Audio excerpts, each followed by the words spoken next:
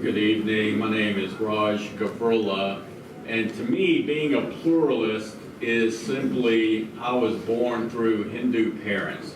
So my spiritual foundation is Hinduism.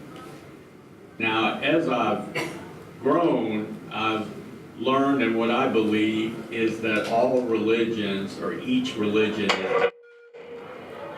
so how I became my faith, as far as, to me, faith is individual, whereas religion is more a collective description of a group of people who have similar beliefs. And so therefore, through my interactions with people of different faiths, through my study of world religions, which I really enjoy doing, I apply that learning to all aspects of my life. And then, of course, I'm always growing my relationship with God and the Holy Spirit. For me, working to bring peace, first and foremost, but one of the things that I'm always challenged to understand is God gave me a growing family, faith, culture, and identity. And so from there, I see a lot happening in our society where families, people are estranged from their parents or their brothers and sisters, and that's just a very unusual concept or occurrence for me to relate to, because that's like number one for me is family and being a humanitarian first. And so the next thing would be that we need to see life as sacred. And I talked with a former police officer, a friend of mine. He said, there's young people out there, Raj, that if you give them enough money, they have no problem with going and killing somebody or doing violence. And to me, again, that's something that I cannot comprehend. And then additionally, I think the way to create peace is what I do as a pluralist, and because I do really enjoy learning from people and learning how to learn and learn from each other, is I've really learned how to have or share authentic, honest dialogue with each other about our faith and culture without putting each other on the defensive.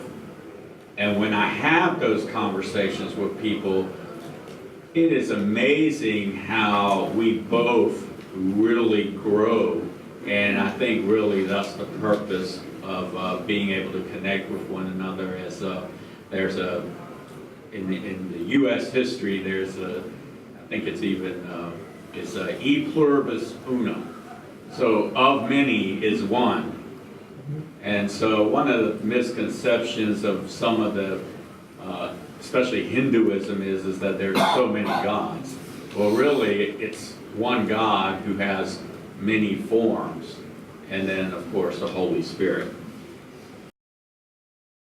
I'll take it from a social justice issue or perspective, and that is, as a boy, I used to think when I saw someone who was suffering or struggling or maybe economically poor or bad health, whatever it may be, I always thought, oh, we the people, we're there to handle that, take care of it, and get them to go forward. And as an adult, as I've gotten to actually advocate for people, my belief is we don't do enough. And it's a disbelief, or for a long time as an adult, I felt like, somebody's got to be doing something about that. So it just made me feel good.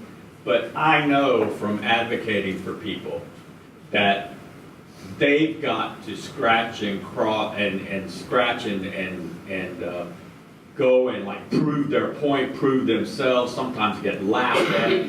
It's just ridiculous. And so I've been thinking about this for quite some time. And one of the things is that we're a society that is so quick to punish, but yet so slow to reward. And we need to reverse that. So a proposal that I'm proposing is that, for example, right now, we have people, we the people, could put in, and I know this would need to be debated and discussed, and I understand it's very, it has a lot to go through before it could even happen. But for example, right now we have a drug problem, right? So we have a drug problem. That drug problem, a lot of the reason that we have that drug problem is because people cannot make a living, okay? So they make a living selling drugs, okay? Then we also have a violence problem, and a lot of that stems from the drugs, okay? Somebody didn't give them the money that they wanted, and somebody pulled out a gun and shot somebody. Then we also have, in health, we have people who, for whatever reason, although they're receiving treatment, or maybe they're not even receiving treatment, their health is keeping them from progressing or economic mobility. And then we have unemployment, where people are still under the poverty level. So those are just 4 different populations, and then not to mention mental health, which is part of health. Okay, so if we had a poverty income level, and for those people that aren't doing violence, that aren't doing drugs, okay, and they meet a specific criteria, well, to reward them, we would be able to give them income to be above that poverty level. Now, of course, people would then need to go into some programs, some initiatives, whatever it may be, to hopefully get them to get better, right? Learn, always learning to get better. And so that would have to be in place. And by doing that, just think of all the cost savings we have as far as your money is not going towards building more prisons. It's not going towards more drug centers. It's also making you feel good in the sense that these people didn't ask to have bad health. It just happened. And yet they're economically poor because they can't go and get employment.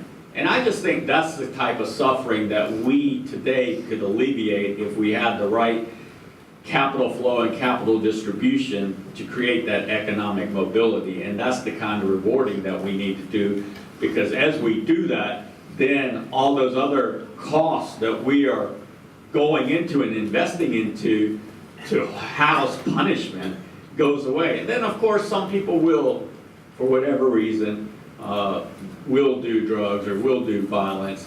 And of course we want to step in and try to prevent that from happening. But even if it does happen, obviously we have a process or some procedures in place to make that happen. So that's just an overview. And I know there's a lot of issues there. And I do believe, though, that that would not take away from people's incentive to thrive. People want to live above the poverty level. I actually think it would actually take a lot of the expense away and put it towards good use so that people could actually thrive forward and actually gain economic mobility, therefore serving other people as well, because their tax dollars are not going towards those negative expenditures. Thank you. I think we have time for one more.